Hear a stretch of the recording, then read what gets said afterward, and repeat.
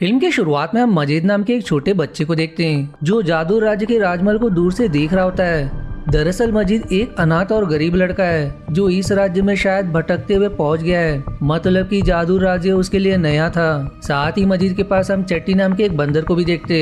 अब मजीद जादू के बाजार में घूमने लगता है जहाँ काफी चहल पहल थी। इसी बीच हम वहाँ कुछ लोगों को देखते जो बात कर रहे होते कि आज रात कर्फ्यू के दौरान वो लोग राजमहल पर हमला करेंगे ताकि वो यहाँ के जालिम राजा के शासन से आजादी पा सके। इसके बाद हमें राजमहल के अंदर का सीन दिखाया जाता है जहाँ सेनापति बेहलोल सुल्तान अल्काजार से मिलने के लिए आया होता है। तभी वहाँ पर अल्काजार का गुप्तचर कासिम भी आता है जो अल्काजार को बताता है कि कुछ लोग आज रात कर्फ्यू के दौरान राजमहल पर हमला करने वाले हैं। लेकिन यहाँ हैरत की बात ये थी कि ये बात अल्काजार को पहले से ही पता होती है। हालांकि बेहलोल यहाँ अल्काजार से कहता है कि वो उन सभी को संभाल लेगा, लेकिन अल्काजार उसे कुछ भी करने से मना करता है क्योंकि वो खुद उन गद्दारों को सबक सिखाना चाहता था। अब इसी बीच वहाँ पर अल्काजार की बेटी राजकुमारी जुलेरिया आती है जो अपने पिता से सवाल करती है कि आखिर वो उसके साथ वक्त क्यों नहीं गुजारते। साथ ही वो एक गुप्त कमरे का भी जिक्र करती है जिसके अंदर अल्काजार अपना ज्यादातर समय बिताता है। यहाँ जुलेरा अल्काजार से इस गुप्त कमरे के बारे में भी पूछती है लेकिन अल्काजार उसे कुछ नहीं बताता और बेहलोल से उसे यहाँ से ले जाने के लिए कहता है। जिसके जाने के बाद अल्काजार उस गुप्त कमरे के दरवाजे को खोलकर उसके अंदर चला जाता है। जिस दौरान हम जान पाते हैं कि इस जगह के दरवाजे तभी खुलते हैं जब अल्काजार का नाम लिया जाए। साथ ये जगह बाहर से तो एक कमरे जैसे लगती है लेकिन अंदर से बहुत ही विशाल थी जहाँ अब अल्काजार एक जादुई आईने से उसे उन हमलावरों को दिखाने के लिए कहता है क्योंकि अब शाम हो चुकी थी, जिस पर वो आईना सच में उन लोगों को दिखाने लगता है जो अब राजमहल पर हमला करने के लिए पूरी तरह से तैयार थे। तभी कर्फ्यू का समय शुरू होता है लेकिन उससे पहले जादू में एक अनजान आदमी घोड़े पर दाखिल होता है जिसका नाम हसन था। साथ ही किसी अनजान कारण की वजह से हसन ने अपना मुंह छिपाया हुआ था।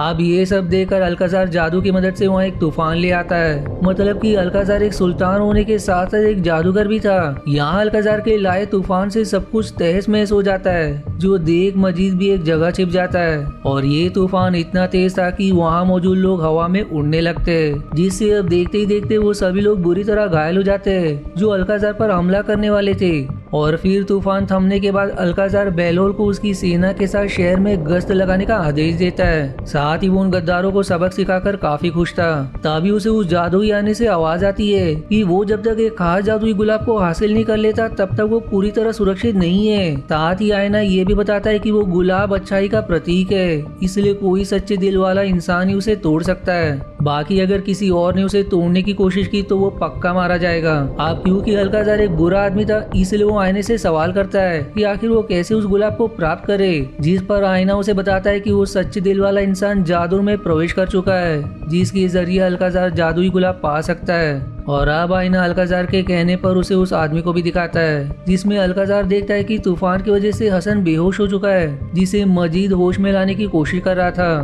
पर जैसे ही हसन होश में आता है वो सैनिकों की आने की आवाज सुनकर मजीद को वहाँ छिपा देता है, जिसके बाद वो सैनिक हसन को वहाँ से अपने साथ ले जाते हैं क्योंकि कर्फ्यू के दौरान वो बाहर मिला था इसलिए हसन को कैद खाने में डाल दिया जाता है जहाँ हसन की मुलाकात एक और बूढ़े कैदी से होती है जिसके पूछने पर हसन बताता है कि वो असल में बगदाद का राजकुमार है। फिर हसन उस बूढ़े आदमी से यहाँ के सुल्तान के बारे में पूछता है जिस पर वो आदमी बताता है कि अल्काजार असल में बहुत ही बुरा राजा है जो काफी समय पहले एक जादूगर था, लेकिन एक दिन जब उसका दिल जादू की रानी पर आ गया तो उसने रानी और इस राज्य को हासिल करने के लिए धोखे से यहाँ के सुल्तान को जहर देकर मार दिया, जिनकी जगह पर वो खुद सुल्तान बन बैठा।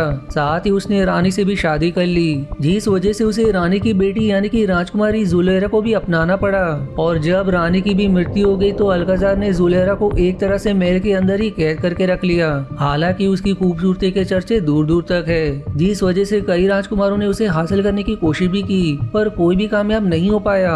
अब ये बात सुनकर हसन बताता है कि वो भी उन्हीं राजकुमारों में से एक है जो जुलेरा से शादी करने के लिए आया है और वो ये करके ही रहेगा। वहीं इसी दौरान हम देखते हैं कि अल्काजार अपनी जादुई आने की मदद से हसन पर नजर रखे हुए थे। मतलब कि उसके दिमाग में हसन को लेकर कुछ न कुछ तो जरूर पकड़ा था।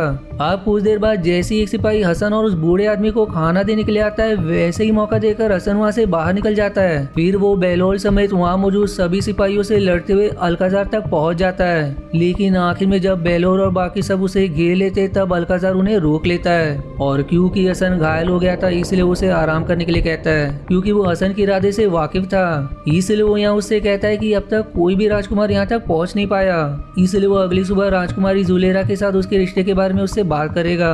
जिसके बाद अगली सुबह में मजीद को दिखाया जाता है जो जादूर की गलियों में भूखा प्यासा घूम रहा था। तभी वो देखता है कि एक अहमद नाम का आदमी कुछ लोगों के साथ मिलकर लोगों को परेशान कर रहा था। इसलिए मजीद एक फल वाले की उसकी फल उठाने में मदद करने लगता है, जिसके फल अहमद की वजह से गिरे थे। इसलिए वो फल वाला खुश होकर मजीद को एक अमरूद खाने के लिए देता है, जिसे जैसे ही मजीद खाने जाता है वैसे ही वहाँ एक बूढ़ी औरत आ जाती है जो उससे खाने के लिए कुछ मांगती है, लेकिन अगले ही पल वो उस अमरूद को जमीन पर फेंक देती है। जिस पर मजीद उस औरत से ऐसा करने की वजह पूछता है, जिस पर वो औरत मजीद को उस फल के अंदर देखने के लिए कहती है। और जब मजीद देखता है तो उसे उसके अंदर एक बड़े आकार का हीरा दिखाई देता है, जिसे अपने माथे पर लगाते ही वो औरत गायब हो जाती है। अब यहाँ मजीद को बिल्कुल भी समझ नहीं आता कि उसके साथ आखिर ये सब हो क्या रहा है। तभी उसे उस हीरे से किसी औरत की आवाज आती है जिसका नाम वहिश्ता होता है, जो उससे कहती है कि ये हीरा करीब 1000 साल पुराना है, जो अलादीन की जादुई अंगूठी में लगा हुआ था, और एक श्राप की वजह से वो इस तरह भटक रही है, जिसे अलादीन की तरह ही कोई सच्चे दिल का इंसान ही आजाद कर सकता था। और क्योंकि मजीद ने उसे आजाद करवाया इसलिए वो इसके बदले भविष्य में 3 बार उसकी जान बचाने का वादा करती है। मतलब कि मजीद को जब भी लगे कि उसकी जान खतरे में है तो वो वहिश्ता का नाम लेकर उससे मदद मांग सकता है। अब वहिश्ता के गायब होते ही मजीद उस हीरो को बेचने का फैसला करता है, क्योंकि इससे उसे जो भी पैसे मिलेंगे उनकी मदद से वो काफी दिनों तक अपना पेट भर सकेगा। वहीं इस तरफ अल्काजार हसन के सामने एक शर्त रखता है कि अगर वो उसे एक खास जादुई गुलाब ला कर देगा तभी वो उसकी शादी जुलेरा से होने देगा। जिस शर्त को हसन मान लेता है, इसलिए अब अल्काजार हसन के साथ ही सफर पर कासिम को भेजने का फैसला करता है। वहीं दूसरी तरफ हम मजीद को देखते हैं जो एक आदमी को वो हीरा बेचने की कोशिश करता है, लेकिन जैसे ही वो आदमी उस हीरे को अपने हाथ में लेता है वो एक पत्थर में बदल जाता है, और जब वो पत्थर मजीद के हाथ में वापस जाता है तो वो फिर से हीरा बन जाता है। मतलब कि मजीद चाहकर भी उस हीरो को बेच नहीं पा रहा था, जिस वजह से इस चीज को वो आदमी मजीद के हाथ की सफाई या जादुई समझकर उसे भगा देता है। पर ये सब अहमद देख रहा था, जो मजीद को पकड़कर उससे वो हीरा हासिल करने की कोशिश करता है, लेकिन किसी और के लेते ही वो पत्थर में बदल जा रहा था, जिस कारण अहमद को उस पर काफी गुस्सा आ जाता है। इसलिए वो अपने आदमियों के साथ मिलकर मजीद को मारने का फैसला करता है। अब यहाँ अपनी जान बचाने के लिए मजीद वहाँ से भाग निकलता है, जिसका पीछा अहमद और बाकी लोग करते हैं। वहीं इधर अल्काजार हसन को उसके सफर के लिए एक उड़ने वाला जादुई कालीन देता है। वो बताता है कि इस कालीन को किसी भी आदेश की जरूरत नहीं है, क्योंकि ये इस पर बैठने वालों को उसकी मंजिल तक बिना बीच में कहीं रुके खुद ब खुद पहुंचा देता है। जिसके बाद हसन कासिम के साथ उस कालीन पर बैठकर निकल जाता है। इसी दौरान अहमद और उसके लोग मजीद को घेर लेते हैं, और अब खुद को फंसा देख मजीद को वहिश्ता की बात याद आती है, इसलिए वो वहिश्ता का नाम पुकारकर उससे मदद मांगता है। जिसकी ऐसा करते ही मजीद वहाँ से गायब होकर सीधा हसन और कासिम के पीछे कालीन पर पकड़ हो जाता है, जो हवा में उड़ रही थी, और इस कालीन को रोका भी नहीं जा सकता था। इसलिए ये लोग आगे बढ़ने का फैसला करते हैं। हालांकि हसन और कासिम को समझ नहीं आता कि कालीन पर मजीद कहाँ से आया, पर दोनों इस बात को नजरअंदाज कर देते। जिस बीच उन्हें आगे बढ़ते वक्त रास्ते में एक तूफान का सामना करना पड़ता है, और इस दौरान उन पर अपने जादुई आने के जरिए अल्काजार नजर रखा होता है। और अब जब वो मजीद को उनके साथ कालीन पर देखता है तो वो कासिम को आवाज देकर उसे मजीद को किसी तरह नीचे गिराने के लिए कहता है। मतलब कि इस आईने की मदद से अल्काजार किसी से भी अपनी बातें कह सकता था।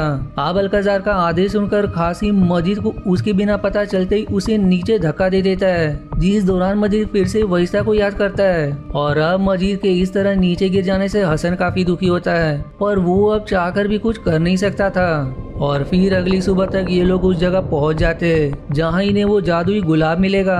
साथ ही हम यहाँ पर मजीद को भी पड़ा देखते जिसे छठी होश में लाता है। मतलब कि एक बार फिर से वहिश्ता ने मजीद को मरने से बचा लिया था। वहीं दूसरी तरफ जुलेरा उस गुप्त जादुई जगह से अपने पिता अल्काजार को निकलते हुए देखती है, इसलिए उसके जाने के बाद चोरी चुप्पे वो खुद उसके अंदर चली जाती है, क्योंकि उसने कई बार अल्काजार को अंदर जाते देखा था। इसलिए उसे पता था कि अल्काजार का नाम लेकर ही इसके दरवाजे को खोला जा सकता है। और फिर अंदर जाकर उसे वही आईना दिखाई देता है जो जुलेरा के पूछने पर उसे बताता है कि वो असल में अल्काजार की आत्मा है, जिसे उसने काली शक्तियों को सौंप दिया है। इसी वजह से उसे ना चाहते हुए इस बुरे अल्काजार की मदद करनी पड़ रही है। साथ ही वो उसे बताता है कि उस गुलाब के जरिए अल्काजार काफी शक्तिशाली हो जाएगा।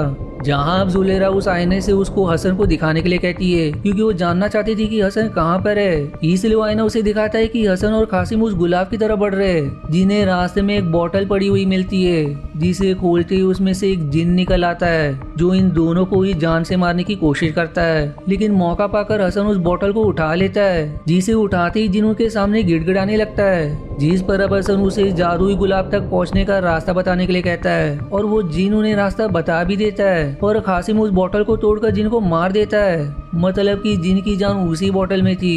वहीं इधर दूसरी तरफ मजिद कुछ आग उगलने वाले शैतानों को देखता है, जिससे डरकर चट्टी उसके पास से भाग जाता है, और उसे भागता देख मजिद उसके पीछे जाता है, जिससे इसी अफरा तफरी में मजिद एक गड्ढे में गिर पड़ता है, जहां वो देखता है कि जिन शैतानों को उसने देखा था वो असल में शैतान नहीं थे, बल्कि एक बूढ़े लोहार ने ये सब चीजें बनाई थी, जो एक बड़ी मशीन होती है। दरअसल ये आदमी नहीं चाहता था कि कोई भी उस जादुई गुलाब तक पहुंच सके, इसलिए उसने लोगों को डराने के लिए सब बनाया था। आप मजीद छुपकर उस नकली शैतान के मुंह की तरफ चला जाता है, जहां से वो हसन और कासिम को देखता है, इसलिए उन्हें आवाज देकर अपने बारे में बताता है, साथ ही उन्हें अंदर बुलाता है, जो सब वो लोहार भी सुन लेता है। इसलिए वो मजीद के पीछे पड़ जाता है, पर तब तक वहाँ हसन और कासिम पहुंच जाते हैं, जो उस लोहार को पकड़कर उससे जादुई गुलाब के बारे में पूछते हैं। अब उसकी मदद से ये लोग उस गुलाब तक पहुंच भी जाते हैं, पर अब क्योंकि कोई सच्चे दिल का इंसान ही उस गुलाब को तोड़ सकता था, इस वजह से हसन उस गुलाब तक चाहकर भी नहीं पहुंच पाता।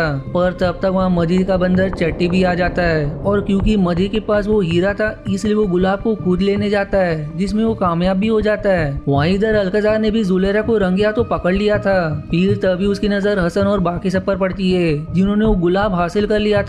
इसलिए वो कासिम से हसन को मारकर उससे वो गुलाब छीन कर लाने का आदेश देता है, और कासिम बिल्कुल ऐसा ही करता है। फिर कासिम उड़ने वाली कालीन पर सवार होकर गुलाब के साथ वहां से भागने की कोशिश करता है, जो देख अल्काजार जुलेरा को वहीं कैद करके चला जाता है। लेकिन इधर चट्टी की मदद से मजीद कासिम से गुलाब वापस छीनने में कामयाब हो जाता है, और क्योंकि कालीन वापस नहीं लौटती थी, इसलिए वो कासिम को लेकर चली जाती है। अब इसके बाद मजीद वहिश्ता से विनती करके हसन को जिंदा कर लेता है। फिर ये दोनों उस गुलाब की मदद से यहाँ से सीधा जादूर पहुंच जाते हैं, ताकि वो अल्काजार को सबक सिखा सके। दरअसल गुलाब की इस काबिलियत के बारे में वहिश्ता ने ही मजीद को बताया था।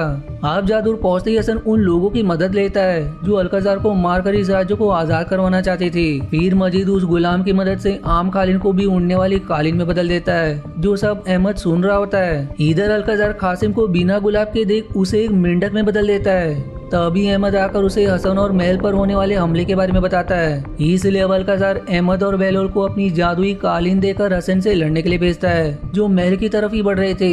लेकिन हसन बहादुरी के साथ सभी को मारते हुए आखिर जुलेरा तक पहुंच ही जाता है, पर तब तक अल्काजार हसन से वो गुलाब छीनकर उसे अपनी जादू की मदद से बेहोश कर देता है, जो देख मजीद अल्काजार से वो गुलाब ले लेता है, और तभी वो आईना मजीद से उस फूल को उसे देने के लिए कहता है, ताकि वो आजाद हो पाए। इसलिए मजीद उस आईने की तरफ उस गुलाब को फेंक देता है, जिससे अल्काजार की आत्मा आजाद होने के साथ साथ बुरा जादूगर अल्काजार भी मारा जाता है, और फिर जादू का नया सुल्तान हसन बनता है, जो जुलेरा से शादी करके उसके और मजीद के साथ हमेशा के लिए खुशी खुशी अपना जीवन व्यतीत करेगा।